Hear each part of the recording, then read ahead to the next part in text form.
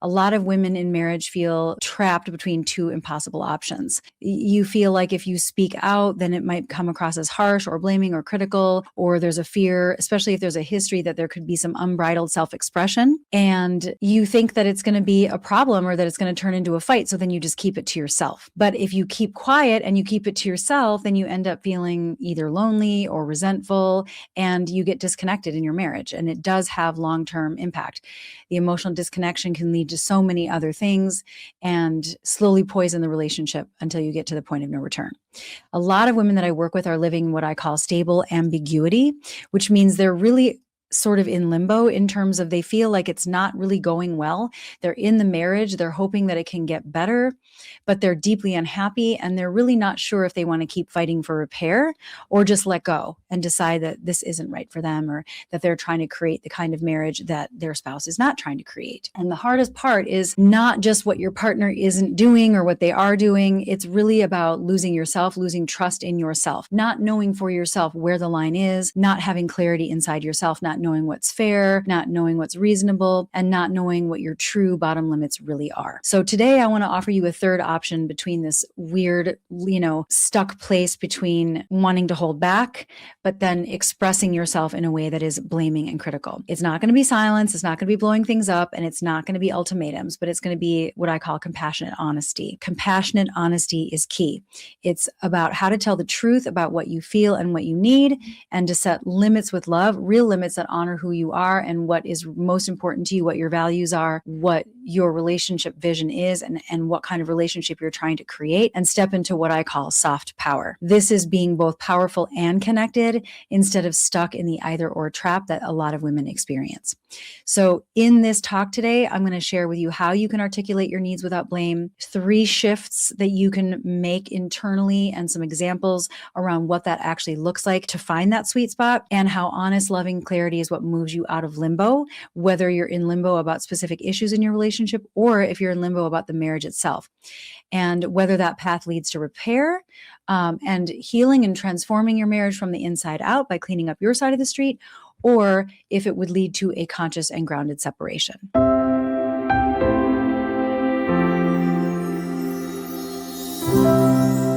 One of the biggest game changers for women feeling stuck between speaking up and sounding critical and keeping things to themselves, right? And then eventually leading to resentment, is to learn to speak from the self, not the protest. Or another way of putting this is to speak from the I and not the you.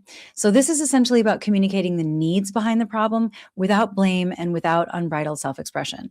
Most women don't struggle to communicate, they struggle to separate their needs from their protest. So when a need goes unmet long enough, it comes out sideways. It comes out as criticism or snarky comments, over-explaining, tone policing ourselves after we're done speaking, or emotional shutdown. So the thing to remember is your need is valid, your protest is understandable, but they're not the same thing. So the practical skill required to keep them separate is to learn to identify what I'm needing. It could be safety, it could be, and this is not always easy to figure out, right? It sounds simple, but it's not that easy. Do I need greater partnership? Do I need more rest? Do I need more respect? Am I looking for reassurance? Am I looking for an apology? Am I looking for repair? Am I looking for a commitment from my spouse to consider something or do something differently? The other thing you have to identify is what I'm afraid will happen if I say what I want to say. What's my fear behind this thing that I want to express? Am I worried that I'm going to be disappointed? Am I worried that I'm going to lose connection? It could also just be a very general embodied fear that comes from past trauma or emotional neglect, that on a physiological level, subconsciously, you just don't feel safe speaking up. Even if intellectually maybe it would be received okay, and there's nothing wrong with what I want to say, but every cell in my body is not going to let me say it, right? That you don't have to necessarily know what you're afraid of in that situation, but just to be aware that that is what it feels like in your body, and to be aware of what the fear actually is and what it feels like. Because if we're not saying what we really want to say, it's not always a lack of skill, it's that there's a fear behind it. Well, and it could be that the fear is, I'm afraid that I'm going to say it in an unskilled way, and that's going to cause more problems that I'll have to deal with later. And so Therefore, I'm just not even going to say anything at all. And then the third thing you have to get clear on internally is, what have you been doing instead as a result of these fears? Are you overfunctioning? Are you withdrawing? Are you snapping? Are you shutting down? Are you ruminating?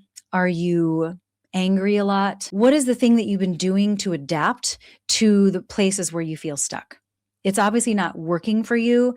And it's not like we're identifying it because we want to stay there, but being aware of what you've been doing and what the default is, and recognizing this is baseline, but I don't want to stay here.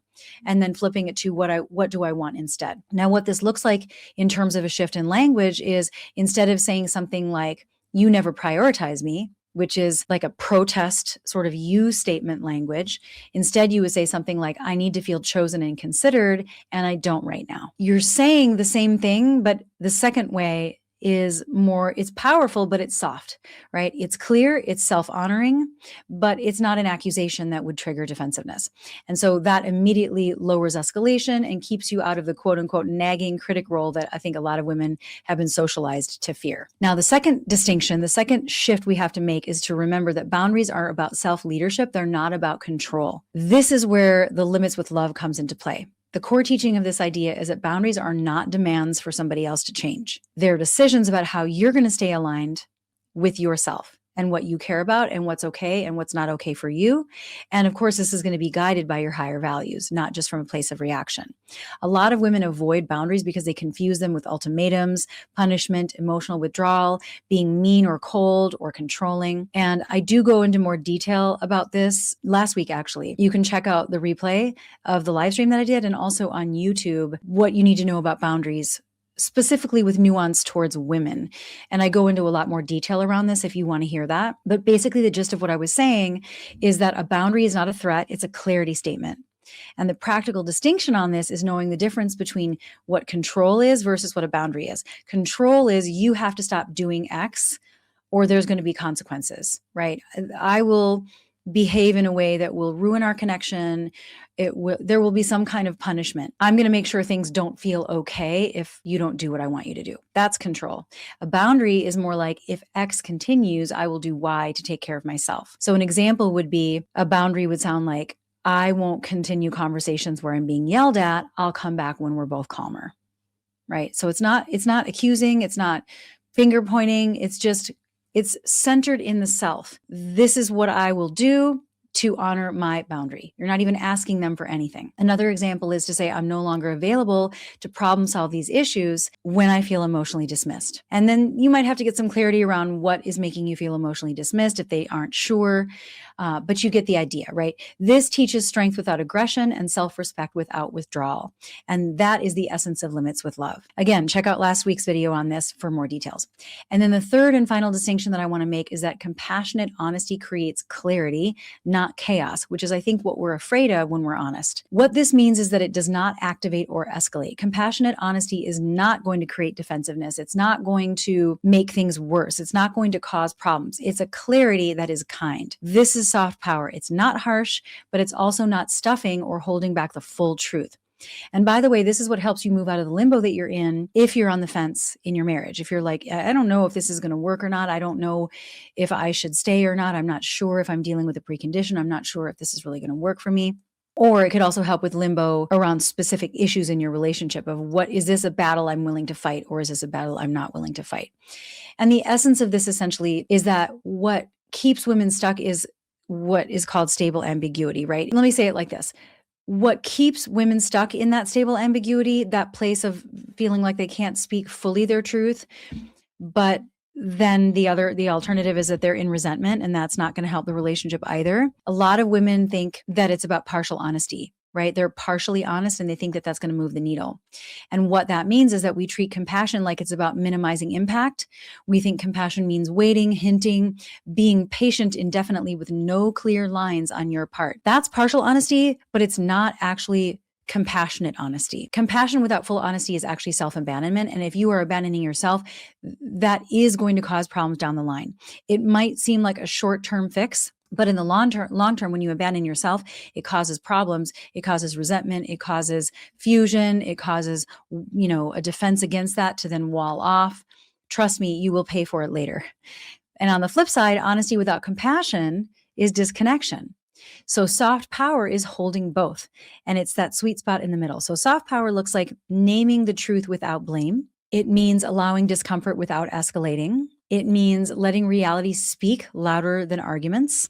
So, for example, you could say something like, I want to stay married and I want to be married to you, and I'm not okay staying the way that it is right now in this way. Or I'm open to repair and I need to see movement by this time and not just intentions, even though I appreciate your intentions. This kind of honesty ends the endless limbo, it restores self-trust, and it creates real data. If you don't have a line and if you haven't communicated fully honestly, then you don't give yourself what you need to make a decision because you haven't received the data that you need that you're only going to get with a boundary and with full honesty. Once we've really communicated our needs clearly in that soft power way, in that compassionate, honest way, and we hold a line and say, this is what I'm going to do to hold that. And then we relinquish control and we see what they do with that. That's information. That's information that we need towards either real repair or towards a grounded, conscious separation. So it's scary. And that's why a lot of times we aren't fully honest, is because what if we don't like what happens as a result of that? But it's information that you need to know. And the only regret that women express around this is, I wish I would have done it sooner. So don't let fear stop you. This isn't about getting your partner to finally understand you, even though, feeling understood and feeling seen and heard is super important to emotional connection. But this distinction that I'm making is really about becoming so clear and grounded in yourself that you understand you and you act accordingly because you have that clarity within yourself. So the thing that I really want to hit home with all of this, if you want to implement this, is that insight alone isn't enough to create that lasting change, especially when you've been self-abandoning for years just to keep the peace, right? If you're realizing that you don't need another conversation in the same old ways, but what you really need is a place where you can rebuild the trust with yourself, and you want support around this, we are starting a women's group. It's the Couples Cure Women's Group. It's with an emphasis towards relationships. So it's dealing with all things relationships and marriage, but it's for women only. We started a men's group last year, like I mentioned. This is a private, deeply supportive space, super non-judgmental. It's going to be led by Malia, who's my lead coach. She's been with me for 5 years. She's amazing. And in this group, you're going to learn how to practice compassionate honesty. You're going to be able to bring real examples to be able to get support around what that would look like in practice, how to bring things up, how to be assertive, how to hold boundaries without guilt, and step into calm, grounded self-leadership, because that's really what it's all about. Even if your marriage feels hard, even if it feels uncertain, because you won't be able to make an informed decision and hold your head high knowing that you made the right choice if you do walk away, unless you do this first, and you don't have to figure it out alone. I'm going to drop a link down below in just a moment. And if you want to join, you certainly can. It's going to be monikahoyt.com/women's group. And also there is a free call that you can book that's with our team. It's not a free venting session. When I say free call, it's really a discovery call for the intention, for the purpose to see if we can help you if you are exploring long-term coaching supports. If you're looking for high support, like high touch support with private coaching.